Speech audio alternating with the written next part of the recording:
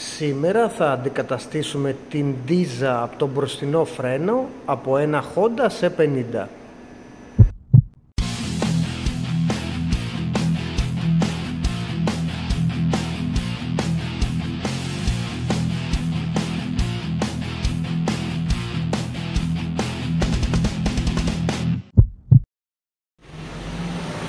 Λοιπόν, το πρόβλημα έχει ως εξής. Η μπροστινή ντίζα από το μπροστινό φρένο έχει κολλήσει, οπότε ούτε φρένο έχουμε ούτε επαναφορά στη μανέτα. Οπότε πάμε να αλλάξουμε το σειρματόσκηνο.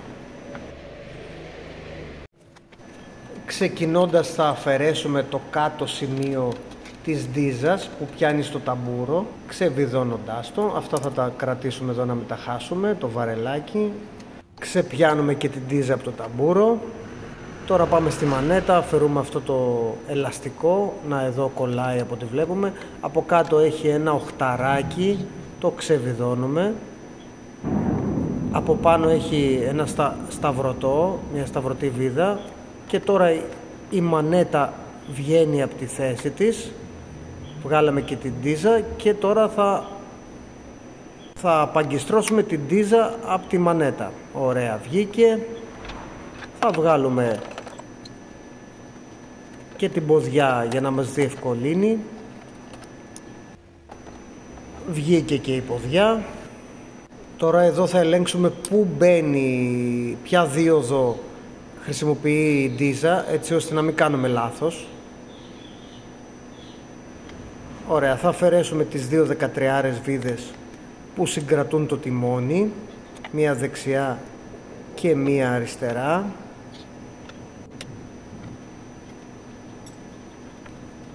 Ωραία, βγήκαν. Τώρα θα βγάλουμε το φανάρι. Δύο βίδες, μία αριστερά και μία δεξιά, συγκρατούν το φανάρι. Το τραβάμε προς τα έξω και βγαίνει. Ωραία, τώρα με μία δεκαρούλα βίδα την ξεβιδώνουμε, συγκρατεί και αυτή το τιμόνι. Και τώρα λογικά έχει απελευθερωθεί, το τραβάμε προς τα πάνω και το βγάζουμε προς τα μπροστά για να μας δίνει χέρι. Έτσι. Ωραία, αυτή είναι η ντίζα μας που πάει. Θα τη βγάλω προς τα κάτω. Από ό,τι βλέπω δεν βγαίνει προς τα πάνω, κάπου βρίσκει. Θα τη βγάλω προς τα κάτω. Ωραία, την τραβάμε και βγήκε. Τόσο απλά. Ήρθε και η καινούργια μας ντίζα. Πάμε να την ελέγξουμε, να δούμε αν είναι ίδια με την παλιά. Ωραία, την ανοίγουμε. Είναι ακριβώς η ίδια, το ίδιο μήκος. Οπότε πάμε να τη βάλουμε. Λοιπόν, εδώ να σας δείξω τώρα, να το φέρω πιο κοντά. Λοιπόν, εδώ έχει μία τρύπα κάτω, να τι φαίνεται. Από εκεί θα περάσει το σειρματόσκηνο, η ντίζα. Ωραία, από πάνω τώρα προς τα κάτω τη σπρώχνουμε. Ωραία, προχωράει. Και τώρα θα βγει εδώ ανάμεσα, φαίνεται. Και τη σπρώχνουμε προς τα κάτω.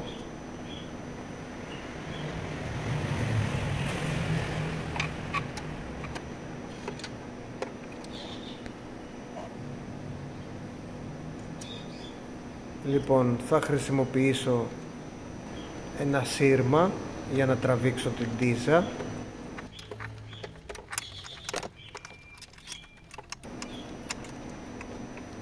Με πέδεψε λίγο.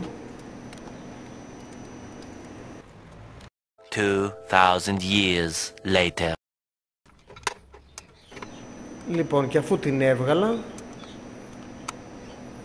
τώρα προσπαθώ να τη βάλω σε αυτή την εγκοπή, αλλά νομίζω ότι δεν ήταν σε αυτή την εγκοπή.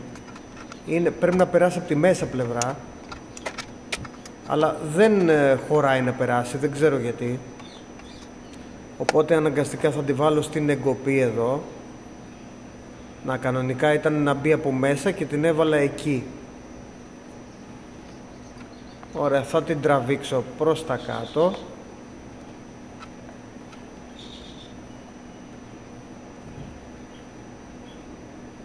Τώρα πάμε στην πάνω πλευρά, στο βαρελάκι θα βάλουμε γράσο, να μην πάρει και νερό μέσα. Θα επανατοποθετήσουμε το βαρελάκι στη μανέτα και τώρα θα βάλουμε τη μανέτα στο χερούλι.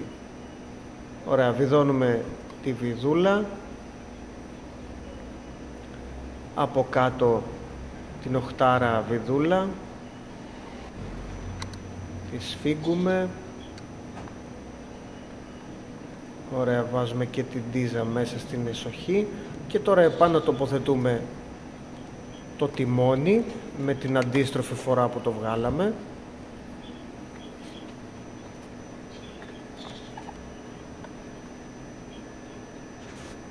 Ωραία.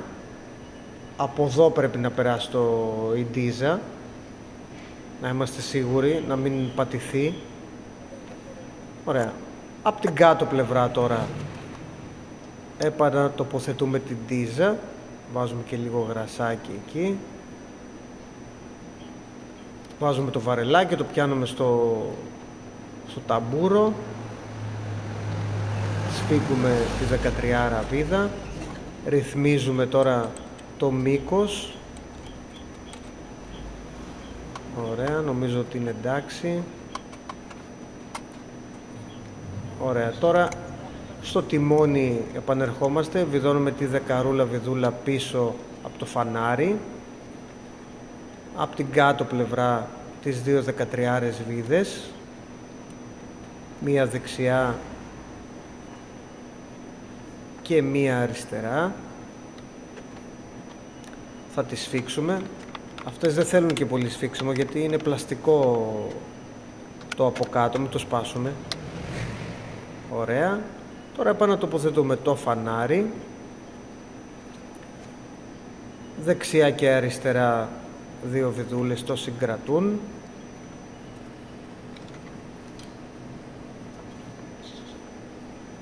Βάζουμε το λαστιχάκι στη μανέτα.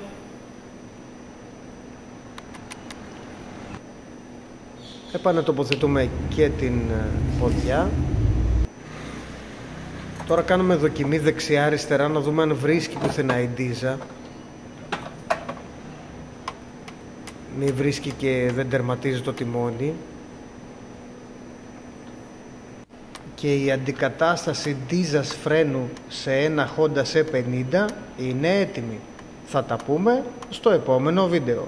Για ό,τι απορίες έχετε, γράψτε μου στα σχόλια.